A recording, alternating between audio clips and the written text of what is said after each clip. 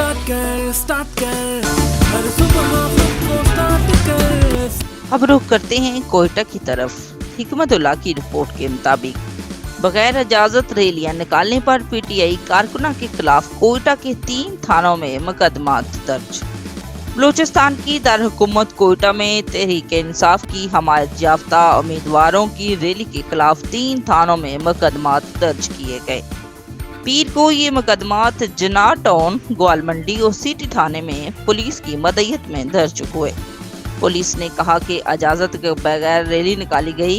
Rally के शुरा ने police को धक्के दिए और कार सरकार में मुदाखलत की। कोयटा पुलिस ने कहा कि मुकदमात में हल्का NA 263 के सलार खान, PP 43 के उम्मीदवार दाऊदा शहवानी और PP 44 के उम्मीदवार मलक फैसल दहवार को भी नामजद किया गया है। पुलिस ने रैली में शरीक पीटीआई के दीगर कारकुना को भी मुकदमात में नामजद कर दिया है। इलेक्शन कमीशन के ज़राए के मुताबिक अगर FIR में नामजद उम्मीदवारों ने जमानतें न करवाई तो साबित इखलाक के तहत कार्रवाई हो सकती है। मॉनिटरिंग कमेटी के पास शिकायत की सूरत में उम्मीदवार इंतखाबात से बाहर हो सकते हैं।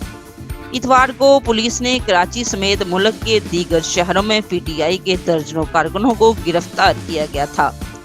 तहरीक इंसाफ के साबिक चेयरमैन इमरान खान ने मुल्क भर में उम्मीदवारों को अपने इंतखाबी हलकों में रैलियां निकालने की कॉल दी थी।